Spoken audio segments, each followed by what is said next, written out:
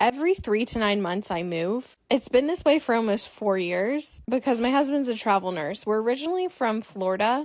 We grew up on the beach, but about 2 hours away from each other. We didn't meet until college, dollar beer night at Mugs and Jugs. He was a parasail captain when I met him, but we were both in college. I thought I was getting into a relationship with someone who was going to be a parasail captain for the rest of their life. So imagine my surprise when my parasail captain boyfriend comes home one day and randomly tells me that he wants to go to nursing school. I was like, what? Shocked, confused. And this was 2 years in.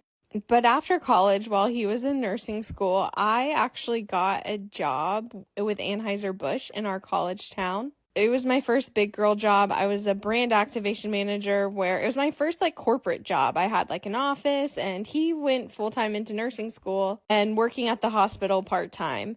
That's when I needed a creative outlet, so I turned to Instagram and just like the rest of them was lugging around my big camera, taking photos, and eventually got laid off from that corporate job and started working at American Eagle as a manager. And then at my friend's yoga studio in retail. Then Matt and I got engaged. So he's a nurse. I'm working part-time at the yoga studio doing Instagram. We get married. It monsoons on our wedding day. That's a whole other story. But once we knew that travel nursing existed, we knew that we for sure wanted to do that. Just as his 2 years as a nurse was coming to an end, boom, COVID happens. We're very freaked out, so we kind of wait until things die down for about 6 months. Decide to either sell all of our belongings or put them in storage. Couch is gone, everything is gone. We are moving our stuff to Panama City tomorrow. I grew up in Panama City, which is about 2 hours away from where we currently lived, our college town. We put all of our stuff in a storage unit there that we had access to, made the rounds with our friends. Today's the day. We're getting our apartment completely empty. It's our last night in our apartment tonight. We've made some serious progress. We have so much to do before tomorrow, and it's 10 o'clock at night. What are you doing, Matt? Taking my nuts. Oh my gosh, you're disgusting. We're also exhausted, delirious, and moving is the worst thing ever. We moved. Well, we did it!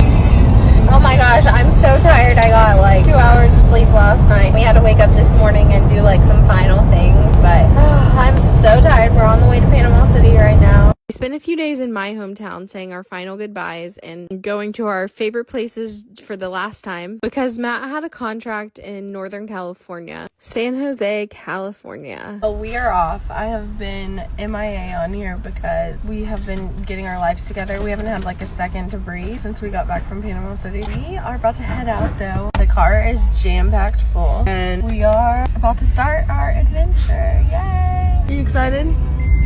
Broke the road trip up. First stop was New Orleans. Hello, I just wanted to check in. Went to New Orleans, had a blast. That's a very short drive from Pensacola, only 3 hours. Then to Dallas. Just had time for a quick dinner there. Today is our longest drive day. This is a 9.5-hour drive, a little over that actually, from Dallas to Albuquerque, but it's fine because we're gonna chill there. I just remember being so nervous and scared during this time period. It's crazy to look back on. And it was my first time seeing a lot of this landscapes. Getting some air in our tires because when it's cold outside, it messes with your tire pressure. So we're doing that, and then we are out of New Mexico. It was great. The next stop was Scottsdale. This was such a nerve-wracking time because Matt had never done travel nursing before, so we were just scared again, But we trekked on to Palm Springs, California. We left Palm Springs. It was a good time. And then we were finally in Monterey, which was only 30 minutes outside of our final destination. We're here. We're exhausted and we're so happy to be stationary. I'm eating In-N-Out for the first time. It's great. This is the end of our journey. We are finally here. But that was just the start of our wild adventure. This was peak COVID time, so we spent most of this contract in nature. Anytime we do a contract anywhere, we are always looking for like what's around this area and where can we go explore. So we did San Francisco, Big Sur. Next contract was in the San Diego area, Oceanside, California to be exact, but we explored San Diego, Carlsbad, La Jolla, and I started posting a lot on TikTok of just like all of the places and fun things we would go and do. We even visited Santa Barbara for the first time. Anytime Matt has more than one day off, we're on a trip usually. The weirdest part about living this way is doing things like a hair appointment or going and getting your phone at Verizon, like stuff like that. Because this life can constantly feel like you're on vacation. This 3-month time period in San Diego, we went to like Joshua Tree, their wine country, Catalina Island. Come home sometimes in between contracts. After 6 months, we decided it was time for a visit. But most of our belongings were packed up in our car in a parking garage all the way across the country in California. That's the unglamorous side of this life. I typically pack in vacuum sealed bags, and it's always a struggle to get everything in the car. We've gotten like 2 different cars since this footage, but the hardest part is packing my clothes for sure. Our third contract was in Seattle, Washington, and it was no different like any other time. We made a road trip out of it. I think we stayed the night in Napa and did some wine tastings before we made it up to Washington. We had a cute apartment in Capitol Hill, and we fell in love with Seattle. We love to go to sports games in any city that we're in because Matt's a big sports game guy. Me, not so much, but I'll indulge him. We love to go to national parks. I'm not the biggest hiker, but I do love to go on hikes. They just got to be a little small, you know? We love Seattle so much that we decided to extend, and we extended 3 different times. So we ended up being here 9 months, and any of our other contracts, we only stayed 3 months, and we're like, wow, you can extend. At this point, we were like, okay, we need to make friends, because any of the other contracts, we'd never done that before, but we were like getting lonely. And although we were finding so much fun and exploring and hanging out with each other, we knew that we really needed friends. So I took to social media and really made a concerted effort and made us some really good friends. And we're still really good friends with the people that we met in Seattle to this day. They're some of our best friends. We didn't give up our whole going on trips all the time constantly, and the PNW has so much to explore. We went to Forks, Twilight. Too many trips here to count because there's so many national parks here, and also so many amazing restaurants in the PNW. We went to Oregon. In any area of the country that we go to, we really try to leave no stone left unturned. Anything worth doing, we really try to seek it out and go do. We like to try to go to any concert we can go to. We like to try to go to any sporting event we can go to. Any city that's like near us that's like, oh, we've always wanted to see that, or we've heard really good things about that. We will go and do it. We love Oregon Pinots. We went to the Oregon wine country. We went to the Oregon coast, Seattle Seahawks game. We went to Alaska because Alaska wasn't that far away and plane tickets were cheap. It was January. I don't know why we did it in January, but Matt had some time off, so we just snuck that in. We bought a Jeep when we were living in Seattle. Went to tons of art galleries and flea markets. I started working with hotels, and we did some hotel stays. Went to Portland. We truly try to do it all.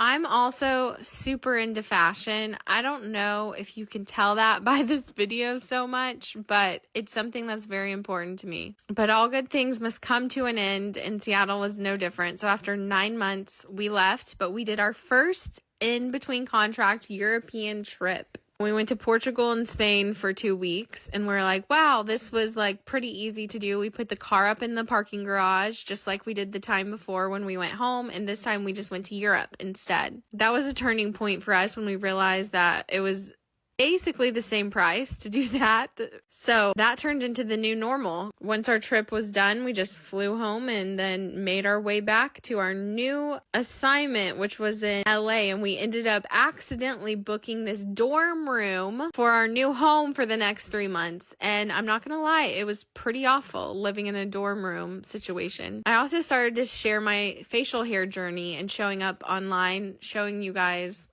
my facial hair. It was kind of by accident. I was doing a get ready with me one day and you guys noticed it, and I just knew it was important and that I needed to talk about it. So I did. It was out of necessity. Once that contract was over, I continued to travel in between the contracts, and then Matt and I started a contract in Santa Barbara, California. Since we hated where we lived in LA area, we only stayed there 3 months, and whenever we went to Santa Barbara, we fell in love. Similar to Seattle, we just loved it there. We made friends, and again, was documenting and sharing my journey with PCOS and facial hair, and we ended up staying in Santa Barbara for 9 months as well. We loved it so much that I think we're gonna move back there eventually. In between contracts, we went to Tulum, and we were on top of the world. We were like, how does life get any better? We felt like we had kind of like hacked life. We were just doing so well. It felt like we were like living our dreams, you know? My social media dreams were happening for me. We were traveling the world together, and then everything changed. Boom. Just like that, I was in the hospital. We were back home at brunch in between contracts. I had taken one sip of my mimosa and I was talking with my hands, and I was noticing my hands weren't matching wherein my brain was telling them to move. And I started having like a stroke-like episode. They rushed me to the hospital, gave me TPA, and monitored me for 2 days, and there were no answers. I couldn't read. I couldn't like carry on a conversation for about a month, and I stayed on like bed rest for a while, but I knew that we had to get out of there in order for me to heal. We took the drive up, and as we were getting away from our hometown, I was starting to get better, and we moved to Cape Cod. Matt took a 3-month assignment there, and we extended it to 6, and I thought I wasn't ever going to get my life back. We also were in between health insurances when that happened to me, so we lost a lot of money. It was a horrific thing in every sense of the word. But I slowly started to get better. And I remember going to Vermont was like the first trip that we took. And I was going to doctor's appointments every couple of weeks, different specialists, always had no answers. But I've kept trying. I remember going to this one in particular that you're seeing right here and crying before I even saw the doctor because I was so nervous about what they're going to say, because I just kept having these weird symptoms from the event that happened to me. And it's really hard whenever you have no idea what is happening and why. But I slowly but surely got better, besides the random weird symptoms that sometimes still happen, despite still having no answers. Around December of this year, I started to really get better. And don't get me wrong, I have good days and bad days, but none that are too terrible now. I've also drastically changed just the way that I live, and I'm just like a lot healthier of a person now.